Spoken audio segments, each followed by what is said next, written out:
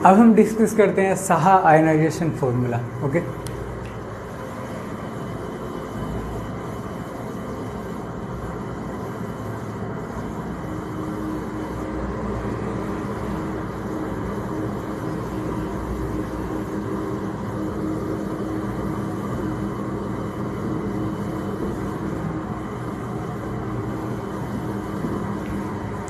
Saha ionization फॉर्मूले को derive करने से पहले हमें ये समझना ज़रूरी है कि इस फॉर्मूले का यूज़ क्या है।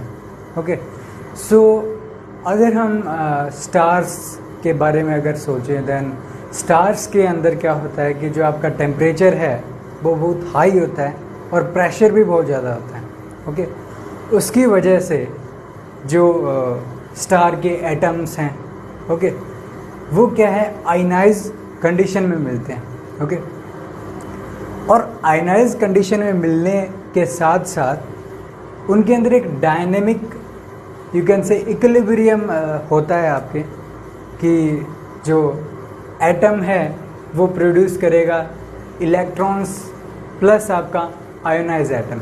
ओके, सो जो एटम है वो ब्रेक होता है और रिकम्बाइन होता है, ये प्रोसेस उसमें कंटिन्यूसली होती रहती हैं। ओके, सो साहा ने क्या किया कि जो अमाउंट ऑफ आयोनाइजेशन है उसको उन्होंने फाइंड आउट किया इन terms of pressure, okay, temperature, और जो आयोनाइजेशन पोटेंशियल है उस स्टार्स के एटम्स का, ओके, उनकी टर्म्स में उन्होंने जो आयोनाइजेशन फॉर्मूला था वो दिया था कि कितना डिग्री ऑफ आयोनाइजेशन है उस स्टार के एटम्स का।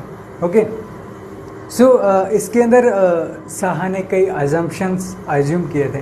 ओके, सबसे पहला आता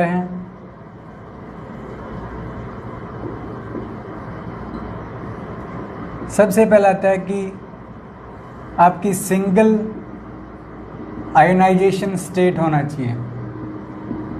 इट मीन्स कि अज्यूम कीजिए हमारे पास एक एटम है ए, वो ब्रेक होता है a ion plus single electron.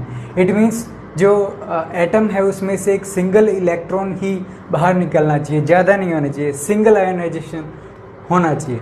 Okay, second आता है कि ये जो प्रोसेस है इसके अंदर जो you can say dynamic equilibrium होना चाहिए।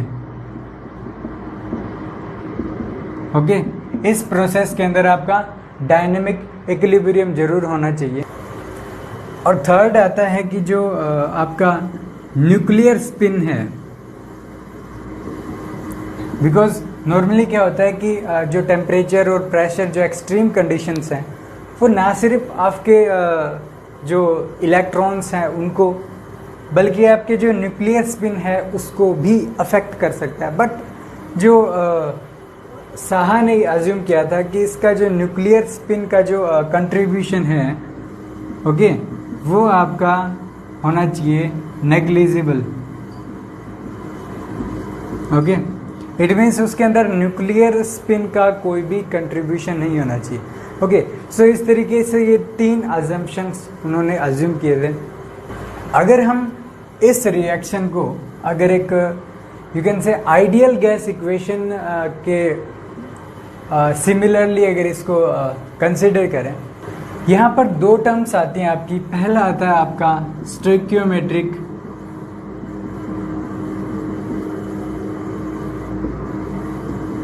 Stoichiometric coefficient.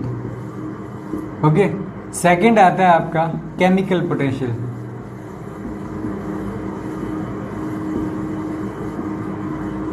सबसे पहले अपने को समझना जरूरी है कि दोनों टर्म्स होती क्या हैं। स्टोइकियोमेट्रिक कोफिशिएंट है वो किसी भी एक सिंगल रिएक्शन में, अज्यूम कीजिए ये हमारी एक केमिकल रिएक्शन है।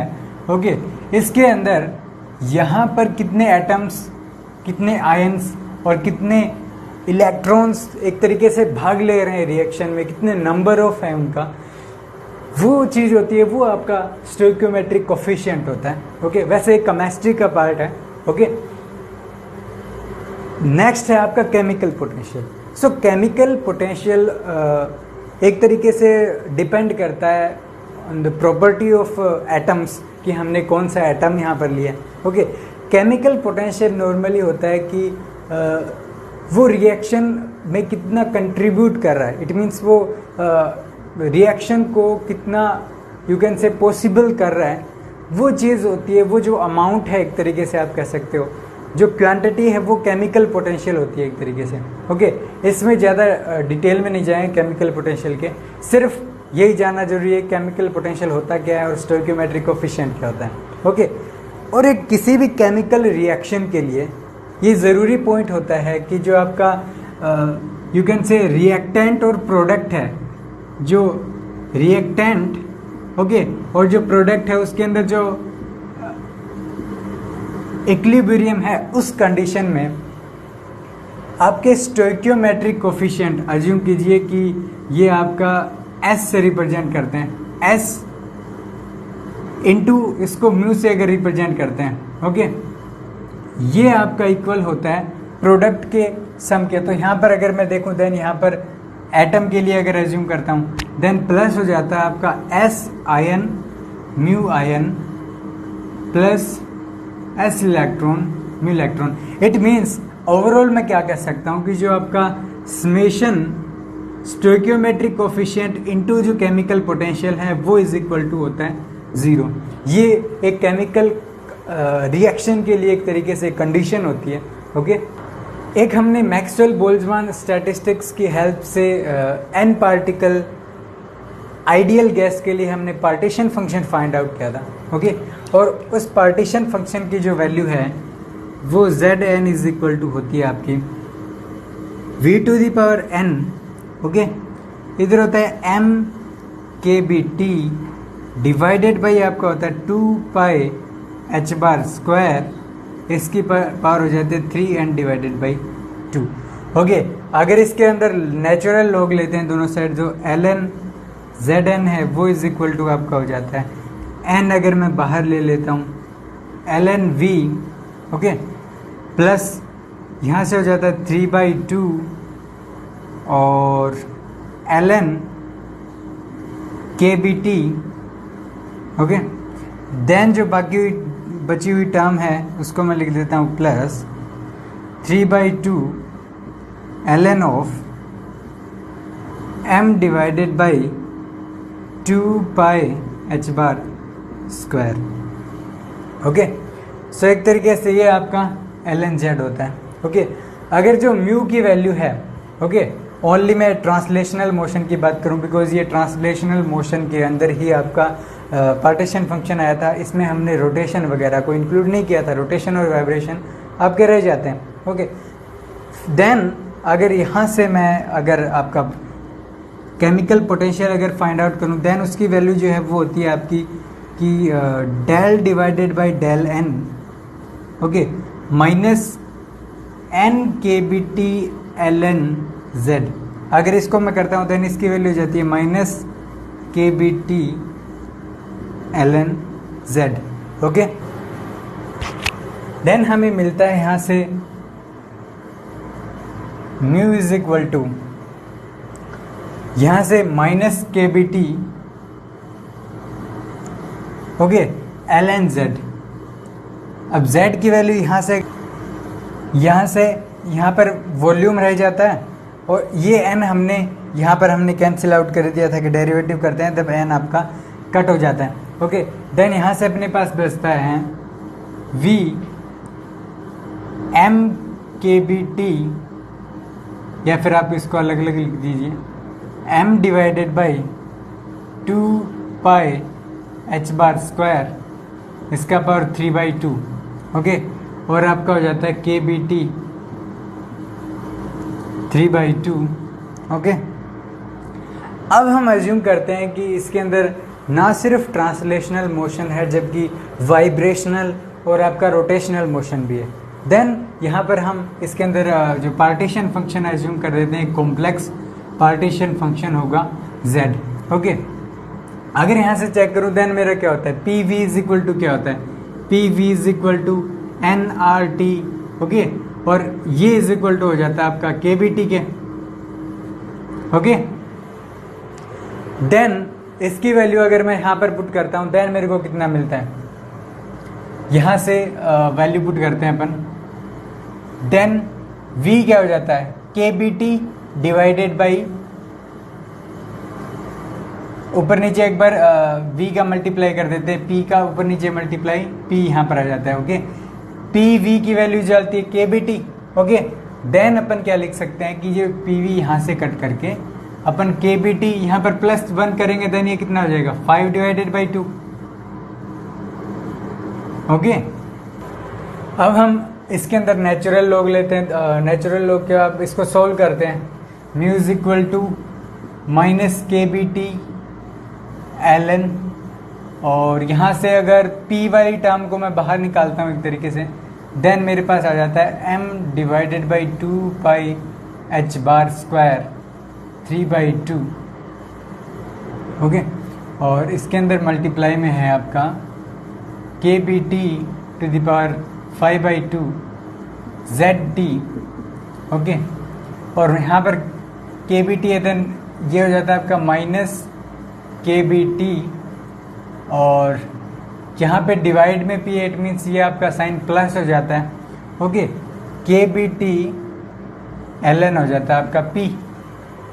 अब यहाँ पर केमिकल पोटेंशियल ये आ जाता है हमारा, बट हमें पता है कि ये जो रिएक्शन हो रही है यहाँ पर, केमिकल रिएक्शन जो है, इसके अंदर आपके बहुत सारे कंपोनेंट्स हैं। इसके अंदर आयंस भी हैं, इलेक्ट्रॉन्स भी हैं और एटम्स भी हैं।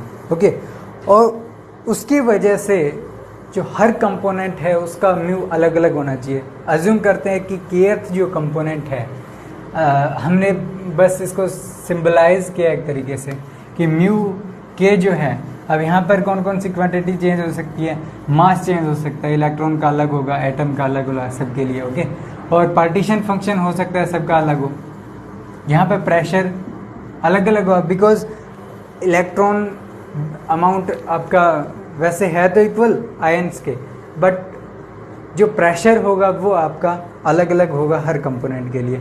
ओके, सो इसको हमें अलग करना पड़ेगा। सो इस तरीके से हमें ये पार्टीशन फंक्शन मिल जाता है। एक हमने जो रिएक्शन है उसके अंदर हमने देखा था कि A is equal to A plus plus single electron. It means यहाँ पर अगर मैं चेक करूँ, देन मेरा जो स्टोइकियोमेट्रिक कोफिशिएंट था वो मेरा इसके लिए मेरा क्या था, 1 था। चाहे वो आपका एटम हो, चाहे वो आपका आयन हो, चाहे आपका इलेक्ट्रॉन हो, सबके लिए इसकी वैल्यू कितनी थी, 1 थी। ओके, और हमने आयन, इलेक्ट्रॉन, उन सब के लिए K साइज को डिनोट कर दिया। ओके, एक हमारे पास एक केमिकल जो रिएक्शन थी उसके लिए हमारे पास कंडीशन आई थी कि S into mu is equal to आपका 0 के इक्वल हो जाता है अगर आप समेशन करते हो टोटल इक्वेशन के अंदर। ओके, देन ये जो वैल्यूज है ये इसके अंदर अगर हम पुट करते हैं, देन हमारे पास क्या मिलता है। स्टार्टिंग में देखते हैं म्यू ए K की जगह A रखिए, देन ये आ जाता है minus KBT ln MA divided by 2 pi h bar square 3/2 KBT 5/2 ZAT। Okay, then यहाँ पर आ जाता है आपका plus KBT ln PA। Okay, उसी तरीके से आ जाता है आपका। अब देखिए यहाँ पर साइन अगर चेक करूँ, देन साइन में डिफरेंस आ जाएगा, बिकॉज यहाँ पर SA म्यू A माइनस आपका आ जाता है SI म्यू I माइनस आपका आ जाता है S इलेक्ट्रॉन म्यू इलेक्ट्रॉन, ये इक्वल 0 होता है। इट मीन साइन आपको ध्यान रखना है। देन नेगेटिव नेगेटिव आपका प्लस हो जाता है, यहाँ पर आ जाता है आपका KBT ln, यहाँ से M आयन के लिए है, ज्यूम कीजिए सबसे पहले 2 पाई h बार स्क्वायर, ये आ जाता है आपका 3/2 KBT 5/2 Z, यहाँ पर एज्यूम कीजिए ये आपका हो जाता है आपका Z आयन के लिए, plus KBT ln P ion. Okay, उसी तरीके से प्लस आ जाता है आपका KBT ln MI divided by 2 pi h bar square, इसकी पावर हो जाती है 3/2 के बी टी, यहाँ पर आई ना हो कि ये आपका इलेक्ट्रॉन के लिए हो जाता है। ओके, के बी टी ये हो जाता है आपका 5/2 जेड इलेक्ट्रॉन के लिए आ जाता है। ओके, प्लस आपका आ जाता है K B T L N P electron के लिए, इसकी वैल्यू आपकी 0 के इक्वल आ जाती है। ओके, अब हम देखते हैं पार्टीशन फंक्शन की तरफ, बिकॉज एम ए अपना मिल सकता है कैसे न कैसे करके, प्रेशर के बारे में बाद में देखेंगे, बट पार्टीशन फंक्शन देखते हैं सबसे पहले। अब देखते हैं कि एनर्जी किस किस के पास है।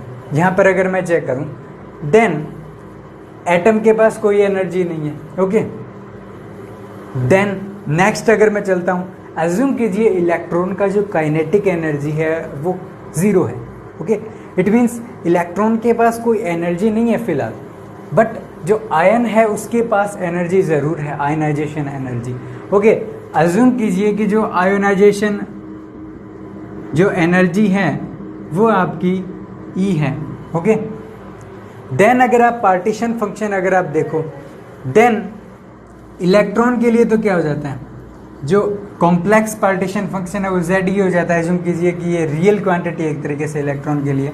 ओके, और Z आपका एटम के लिए भी क्या होगा, एक रियल क्वांटिटी होगा। और जो आपका आयन है उसके लिए थोड़ा चेंज हो जाता है कि जो आपका Z आयन है उसके लिए क्या हो जाता है, Z आयन तो है ही है, रियल क्वांटिटी तो है ही, बट इसके अलावा भी आपके पास एक्सपोनेंशियल आ जाता है -E/kBT। ओके, बिकॉज ये एक तरीके से आपका पार्टीशन फंक्शन के लिए जो फॉर्मूला होता है ना, बिकॉज इसके लिए तो एनर्जी 0 0 है, देन एनर्जी 0 की वैल्यू पुट करेंगे, देन यहाँ पर सिर्फ रियल पार्टी बचेगा, बट यहाँ पर आपके पास एक्सपोनेंशियल टर्म भी बचता है। ओके, अगर मैं इस टर्म में अगर मैं ये चेक करूँ कि यहाँ पर जो KBT है वो सब इक्वेशंस में आपका कॉमन है, देन इसको अपन कट कर सकते हैं, 0 के अंदर चला जाएगा। बाकी जो बचा हुआ टर्म है उसके अंदर आप देखिए, बाकी बचे हुए टर्म में आपका PA है, ओके, PI है और आपका PE है। ओके, अगर हम इनको 0 की दूसरी साइड लेके चलते हैं, देन हमारे पास जो यहाँ पर एक थोड़ा हो गया था कि नेगेटिव अगर करेंगे, देन ये वाले जो साइंस हैं ये आपके नेगेटिव हो जाते हैं। ओके, देन अगर मैं इधर वाली साइड लेके गया, देन ये वाली दोनों जो क्वांटिटी हैं ये आपकी प्लस हो जाती हैं। इट मीन्स अगर इनको अगर मैं चेक करूं, देन मेरे पास ये लॉग के अंदर आपकी क्वांटिटी चली जाती है, जैसे ln, यहाँ पर अगर चेक करूं, देन PE डिवाइडेड बाई आपका PA है। ओके, वो इज इक्वल टू किसके हो जाएगा, यहाँ से अगर चेक करूँ KBT कैंसिल ही हो गया यहाँ से, बाकी बचा ln। ओके, इसके अंदर चेक करते हैं क्या क्या क्वांटिटीज बची। ये क्वांटिटी नेगेटिव है, यहाँ से ये दो क्वांटिटी पॉजिटिव है, एक क्वांटिटी कैंसिल हो जाएगी, एक बचेगी।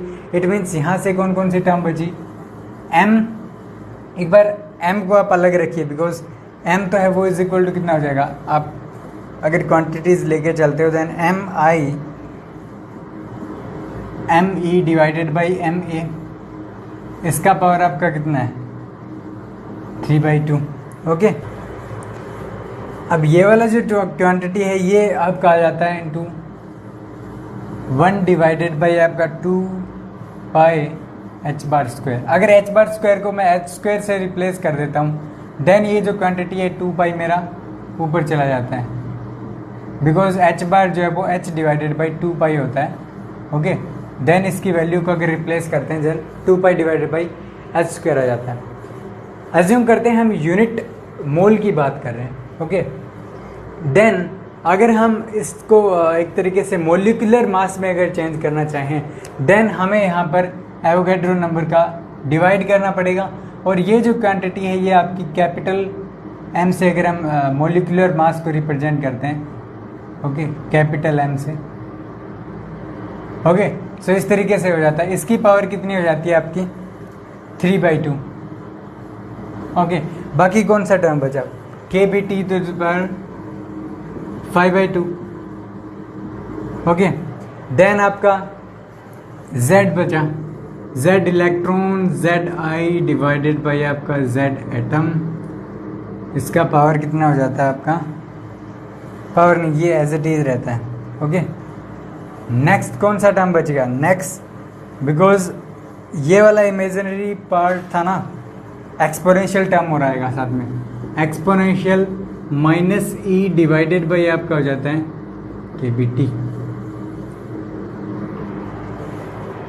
सो ये हमारे पास एक्सप्रेशन आ जाता है आपका इक्विवेलेंट अगर इसको सोल्व करते हैं।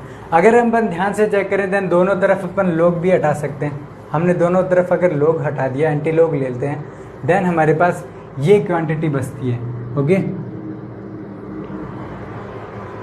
अब अगर इस इक्वेशन में अगर हम देखें कि अगर सिस्टम के अंदर डीजेनरेसी है, ओके, इट मीन्स उसके अंदर एक पर्टिकुलर एनर्जी वैल्यू के लिए कई आपकी माइक्रोस्टेट पॉसिबल हैं। ओके, इट मीन्स हम कह सकते हैं कि अज्यूम करें कि जो आपका डिग्री ऑफ डीजेनरेसी है वो इज इक्वल टू आपका है, इलेक्ट्रॉन के लिए है GE, ओके, उसी तरीके से आयन के लिए GI है, ओके, और आपके एटम के लिए हो जाता है GA, ओके। अगर इलेक्ट्रॉन की डीजेनरेसी की बात करें देन उसके पास 1/2 स्पिन होता है, या तो प्लस होगा या माइनस होगा। इट मीन्स इसके अंदर डीजेनरेसी आपकी 2 हो जाती है। ओके, देन इन चीज़ों को हम इसके अंदर पुट कर सकते हैं, बिकॉज अगर इनका जो रेशियो अगर हम करेंगे रियल पार्ट्स का, ओके, देन हमारे पास जो डीजेनरेसी है उनका ही रेशियो आता है एक तरीके से। बाकी क्वांटिटीज़ तो आपकी मतलब एक तरीके से कैंसिल हो जाती है, ओनली आपका जो डीजेनरेसी है वो रह जाती है। देन अगर हम डीजेनरेसी को इसके अंदर रिप्लेस कर देते हैं देन हमारे पास जो रिलेशन है वो ऐसे आ जाता है, ME divided by capital MA 3/2 2 pi NA H square 3/2 KBT plus 5/2, और यहाँ से ये हो जाता है आपका 2GI डिवाइडेड बाई GA, और यहाँ पर आ जाता है आपका exponential minus E divided by आपका आ जाता है KBT। ओके,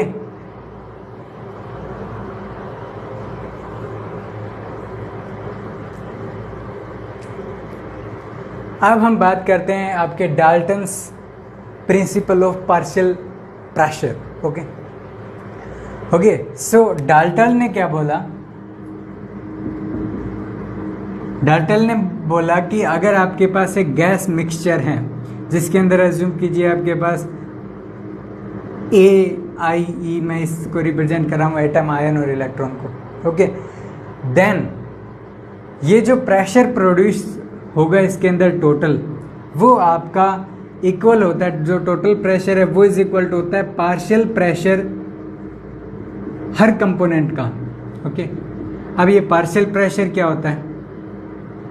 पार्शियल प्रेशर होता है कि ये 3 कंपोनेंट्स यहाँ पर है, एटम, आयन और इलेक्ट्रॉन। ओके, ये तो टोटल हो गया, बट अगर सेम थर्मोडायनेमिक कंडीशंस में अज्यूम कीजिए कंटेनर का साइज वगैरह भी सेम है, देन एटम को एक तरीके से आइसोलेट किया, देन जो प्रेशर है वो आपका हो जाता है पार्शियल प्रेशर। ओके, और इसके अंदर रिलेशन होता है कि जो आपका पार्शियल प्रेशर है PA, ओके, वो इज इक्वल टू होता है टोटल प्रेशर इनटू इसका जो एक मोल फ्रैक्शन कितना है। एक तरीके से मोल फ्रैक्शन इट मीन्स कि आपके एटम का मोल जो है वो इनके एक तरीके से वेटेज होता है, वेटेज लेते हैं। It means XA divided by XA plus XI plus XE, जहाँ पर ये जो X है वो आपका मोल्स को रिप्रेजेंट करता है। ओके, इस तरीके से हम पार्शियल प्रेशर को फाइंड आउट कर सकते हैं, और जो टोटल प्रेशर होता है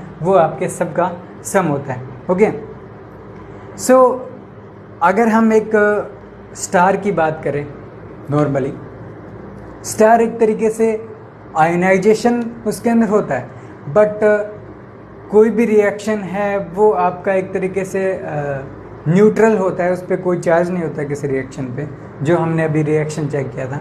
इट मीन्स जो एल ओवर जो स्टार है वो आपका न्यूट्रलाइज होता है। ओके, इट मीन्स कि जो प्रेशर आपका लगेगा आयन से और जो प्रेशर आपका इलेक्ट्रॉन से लगेगा वो अप्रोक्सीमेटली इक्वल होगा। ओके, इट मीन्स आप PE और PI है उसको आप अप्रोक्सीमेटली लिख सकते हो PE स्क्वायर के। ओके, और जो आपका PA है, अगर मैं यहाँ से अगर इसको आइसोलेट करूँ PA को, देन मेरे पास वैल्यू आ जाती है P माइनस, अब यहाँ से ये जो वैल्यू ये हो जाती है PI प्लस माइनस आपका हो जाता है PE। ये दोनों वैल्यू अप्रोक्सीमेटली इक्वल है, देन मैं इसको क्या लिख सकता हूँ -2P।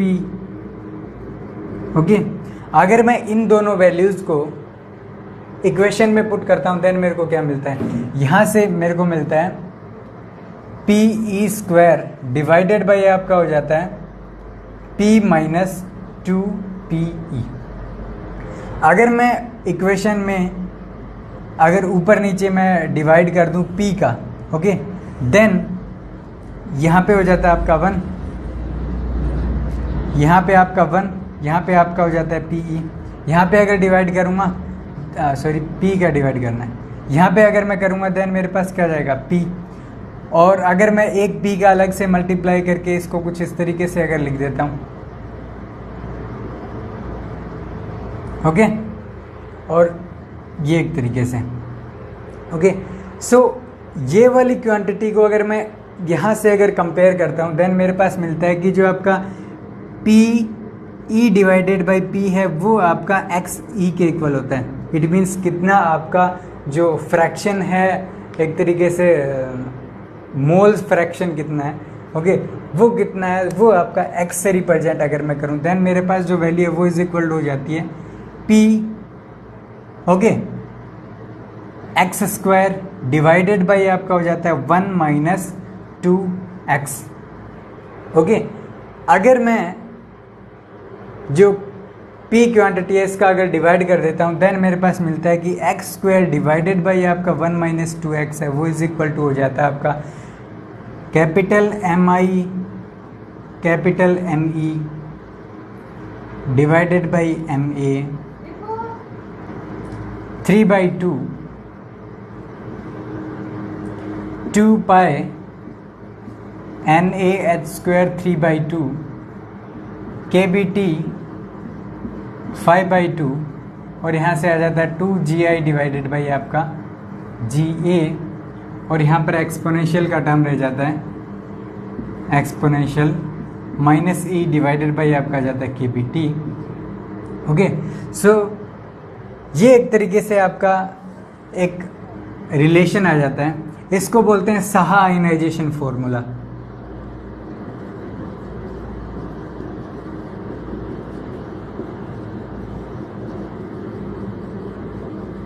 ओके, ये बताता है डिग्री ऑफ आयनाइजेशन जो कि ये क्वांटिटी है इन terms of chemical potential. Chemical potential में एक्सपोनेंशियल ये वाला टर्म आ गया, अंदर इंक्लूडेड है इसके अंदर। ओके, और यहाँ पे प्रेशर अपन भूल गए, प्रेशर का भी डिवाइड था। Okay, in terms of pressure, temperature और केमिकल पोटेंशियल वो आपका आ जाता है ionization, amount of ionization. Okay, degree of ionization बोल सकते हो। सो ये साहा आयनाइजेशन आपका फॉर्मूला होता है, इससे आप फाइंड आउट कर सकते हो बिहेवियर भी कि क्या बिहेवियर होता है आपके आयनाइजेशन का। ओके, यहाँ से मैं एक कंक्लूजन निकाल सकता हूँ कि अगर सिस्टम का टेम्परेचर अगर ज़्यादा है, ओके, देन जो आयनाइजेशन है वो आपका ज़्यादा होगा। इट मीन्स आयनाइजेशन आपका डिपेंड करता है टेम्परेचर पर। ओके, अगर मैं प्रेशर को बढ़ा देता हूँ, प्रेशर अगर बढ़ा दूँ सिस्टम के ऊपर, देन जो आयनाइजेशन है वो आपका डिक्रीज कर जाता है। इट मीन्स अगर मैं आयनाइजेशन पावर को IP से अगर रिप्रेजेंट करता हूँ देन ये आपका टेम्परेचर के डायरेक्टली प्रोपोर्शनल होता है और प्रेशर के इनडायरेक्टली प्रोपोर्शनल हो जाता है। ये एक रिलेशन आ जाता है। ओके, अब यहाँ से अगर एक चीज़ और चेक करूँ कि मेरा जो एक तरीके से T अगर मैं ज़ीरो की तरफ लेके चलूँ, ओके, देन मैं चेक करता हूँ कि मेरा जो x है वो भी आपका 0 की तरफ जाता है। ओके, अगर आप इक्वल साइन भी पुट कर देते हो देन कोई फर्क नहीं पड़ने वाला। इट मीन्स कि 0 टेम्परेचर पर, ओके, x मीन्स उसके अंदर आयनाइजेशन हो ही नहीं रहा है। ओके, इसका कुछ मोल फ्रैक्शन आ ही नहीं रहा है। ऐसा तो पॉसिबल हो नहीं सकता कि ऐसा हो। ओके, इट मीन्स कि जो आपका जो सिस्टम है वो एक आइडियल गैस की तरह बिहेव नहीं करेगा। Okay, not behave like ideal gas.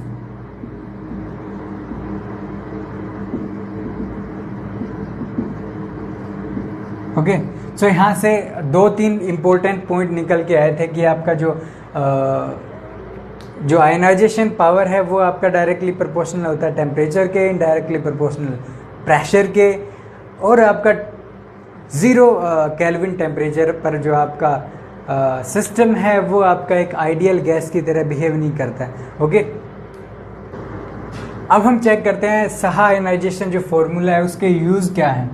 Okay, first use आता है कि अगर हम फॉर्मूले की तरफ देखें देन हम चेक कर सकते हैं कि अगर हमें बाकी क्वांटिटीज़ अगर पता हो देन अपन टेम्परेचर कैलकुलेट कर सकते हैं, प्रेशर कैलकुलेट कर सकते हैं। It means temperature and pressure stars का, ओके, वो हम इसकी हेल्प से कैलकुलेट कर सकते हैं।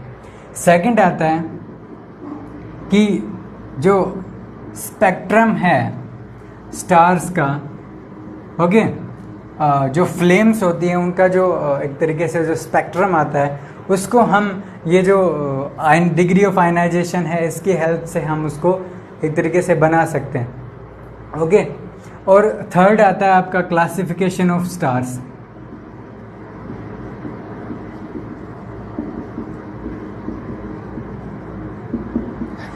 क्लासिफिकेशन ऑफ स्टार्स के अंदर आता है आपका कैटेगरी आती है O, B, A।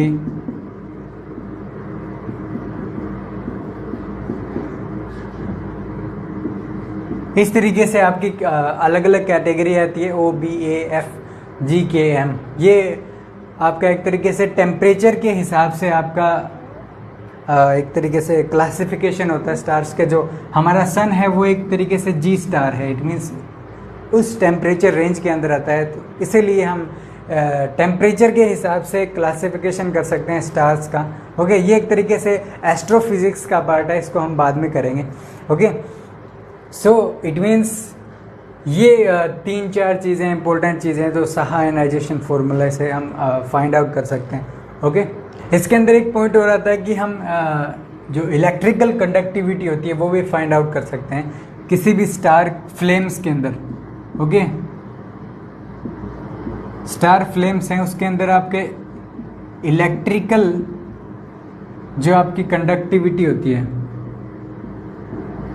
वो हम इसकी हेल्प से फाइंड आउट कर सकते हैं। ओके, अब हम साहा आयनाइजेशन फार्मूला से रिलेटेड एक एग्जांपल करते हैं। ओके, हमें रिएक्शन दिया गया है कि जो आपका हाइड्रोजन है वो आपका प्रोटॉन प्लस इलेक्ट्रॉन के अंदर एक तरीके से आयनाइज होता है। हम अज्यूम करते हैं कि जो हमारा पार्शियल प्रेशर है एटम का, आयन का और जो इलेक्ट्रॉन का वो हमारा इक्वल है। तो यहाँ से हम क्या कह सकते हैं कि जो हमारा x हो जाता है, इट मीन्स जो मोल फ्रैक्शन है वो 1/3 हो जाता है। ओके, नॉर्मली यहाँ से दिख ही रहा है कि अगर प्रेशर तीनों सेम है देन आपका जो x है वो 1/3 हो जाता है। ओके, अब यहाँ से अगर मैं चेक करूँ तो G आयन जो है, G आयन, अगर मैं आयन देखूँ देन मेरा आयन यहाँ पर प्रोटॉन है। प्रोटॉन 2 तरीके के स्पिन रखता है, +-1/2। ओके, इट मीन्स इसके लिए जो आपका डीजेनरेसी है वो 2 हो जाता है। आगे बात करते हैं आपके हाइड्रोजन के लिए। हाइड्रोजन के अंदर क्या होता है, एक इलेक्ट्रॉन होता है, एक प्रोटॉन होता है। इट मीन्स उसके लिए जो डीजेनरेसी है वो आपकी 2 कितनी हो जाती है, 4। It means Ga is equal to कितनी हो जाती है आपकी, 4। ओके, यहाँ से अगर ये जो प्रेशर है ये अपना साहा आयनाइजेशन फार्मूला है, प्रेशर को अगर मैं यहाँ से अगर रिप्लेस कर देता हूँ कि P V is equal to N R T है, ओके। यहाँ से प्रेशर को मैं लिख सकता हूँ यहाँ पर आर टी को अगर मैं चेंज करूँ देन के बी टी, ओके, अगर यूनिट मोल के लिए। और अगर इसको कैपिटल एन अगर मैं रखता हूँ सपोज, देन ये हो जाता है capital N divided by V. Then यहाँ पर मैं इसको लिख देता हूँ small N. It means P is equal to N K B T हो जाता है।